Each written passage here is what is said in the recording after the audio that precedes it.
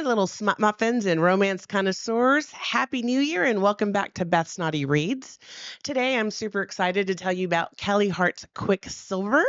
A little bit about Callie. She is a USA Today bestselling author of dark romance novels.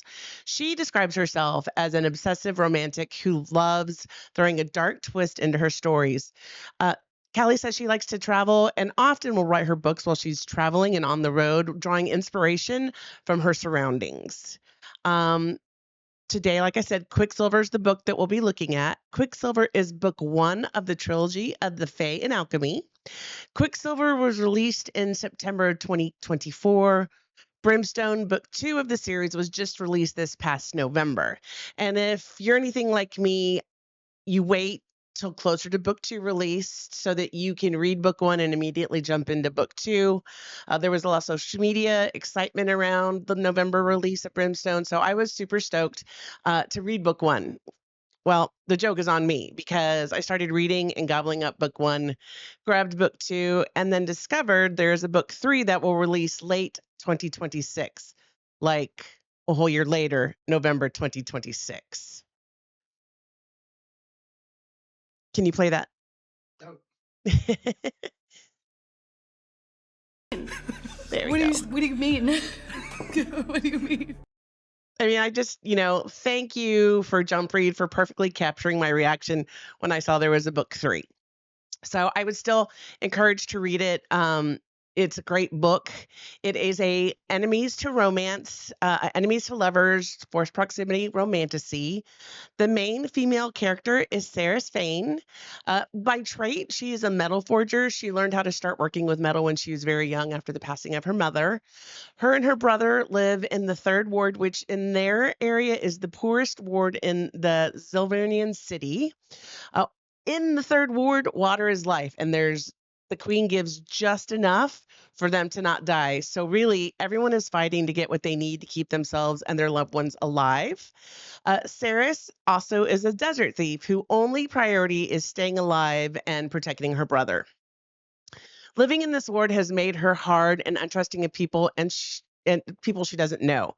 But she's got unwavering loyalty to those that she loves, and she'll do anything to keep them alive. So, sorry, my thing is freaking out here. The main male character is Kingfisher. Kingfisher is a powerful Fae warrior bound by duty, secrets, and a long history of violence. I mean, a long history of violence. His mother was executed by the Fae court when he was 10 years old, and that loss specifically has had a huge impact on him and made him the man he is at the beginning of this book. He is loyal to a fault, emotionally armored, doesn't let anyone see his pain, not even his closest friends, and he suffers by himself while he's also furious at the system he still serves. So at the beginning of the book, Saeris has a run-in with a guardian from the Queen's army, and she quickly makes a rash and reckless decision that she is going to steal the guard's gauntlet, which is part of his uniform. In her mind, she thinks, I'll steal it, I'll melt it down, and I will get so much money selling it that I'll be able to put a roof over mine and my brother's head and get us more water than we've ever seen in our lifetime. However, while trying to find someone to melt the metal down for her brother is caught with the item. And he is surrounded by the guards, the guards army, or the army guards, and they're getting ready to start beating him up, possibly kill him. So she jumps in, she tells them it was actually her that stole it. They have a little bit of back and forth, and they decide they're going to take them both in. But when they try to come and grab her, she kind of gets a little bit of defiance in her, and enough is enough. And while they're trying to grab her, she successfully, all by herself, kills two of the guardians. There's some more back and forth, but she tells them that she understands what she done is greater than theft now. And if they'll let her brother go, she will go with them. No problems. And say they agree to this. They take her to the dungeons. And when the queen hears about what Saeris did by herself, she decides she wants to meet her. There's been some rebellion going on, and the queen feels that Saeris is probably in on it and knows a little bit about it. She accuses her of working with the Fae and rebels, and when Saeris won't break, and I say break because she honestly has no idea what the queen is talking about and thinks she's batshit crazy. So she really can't break. So the queen orders a painfully slow death that she wants her to suffer through. And she tells the guard that's slated to kill her, I want to hear her screaming down the halls of the palace in pain. So when the captain of the guard comes at her, her powers suddenly kick in. She has no idea what's going on, but when he tries to stab her, she somehow keeps him from stabbing her, and they get in this big fight.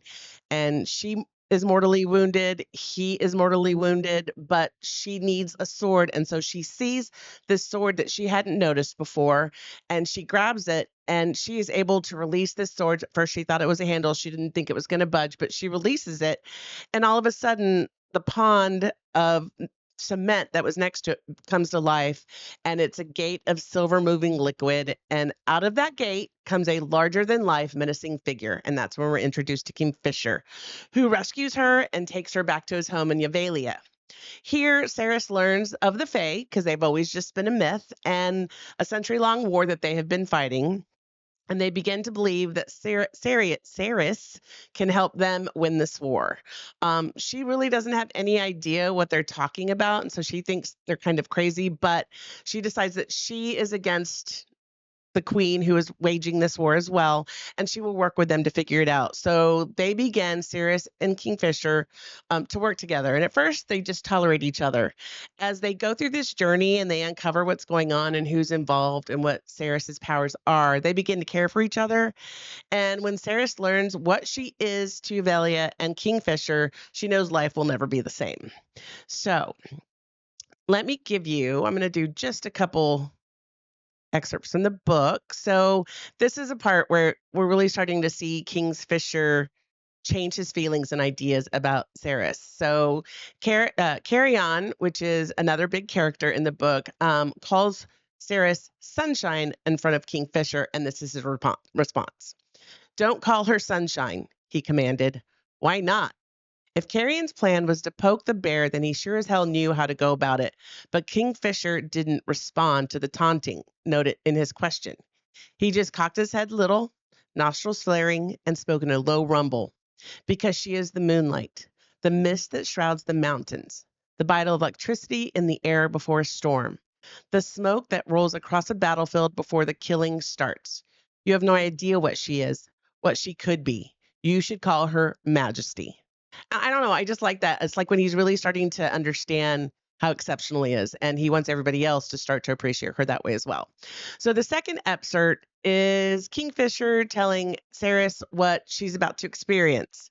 And he says, nobody will ever, well, you know what? Hold on.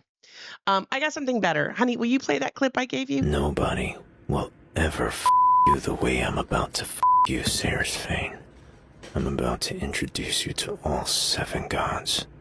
When you meet them, don't forget to tell them I'm the one you worship on your knees. Yeah, I follow her and I love her to pieces. So I always check out her posts. And when I heard that clip, I immediately went out and got the audiobook because holy smokes, that guy who played Kingfisher did an amazing job. Also want to give you guys some ideas about what other people thought about the book. So give me 1 second. Of course, my phone closed. So, okay. Let's see. So, my favorite book of 2025. So, still reading here says Quicksilver by Callie Hart was my favorite book of 2025. I read this on my Kindle while listening to the audiobook at the same time, and it made the story incredibly immersive. The characters, from the characters to the pacing, everything kept me hooked. The FMC is strong and compelling, the MMC is unforgettable, and the side characters and world building add so much depth. The tension and spice are well balanced, and the story never dragged for me. I loved everything about this book and wouldn't change a thing. If you enjoy immersive storytelling, strong characters, and a book that's hard to put down, this one is absolutely worth picking up. So Sandra said, very good. She says, what an interesting book. First of all, I want to acknowledge that the audiobook narrators did an excellent job. The story was so captivating from the beginning to the end. I thoroughly enjoyed every minute of the story. So interesting. Great job with the world and character building. I absolutely adored the characters. It is fast-paced with a lot of information to process. I'm curious to see where this story goes next. And lastly, we just have a verified Amazon customer says that did a quick review. I really liked what she said, so I wanted to read it to you guys. So Kelly Hart's Quicksilver is masterfully written, edge of your seat through a ride that not only captivates but also weaves its way into your heart. This book isn't just a story. It's an emotional experience that will leave you laughing, crying, and gasping for breath as you immerse yourself in the lives of the characters so vividly crafted.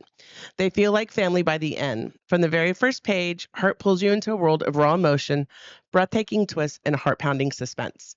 I will agree with them. Her world building and character building was amazing.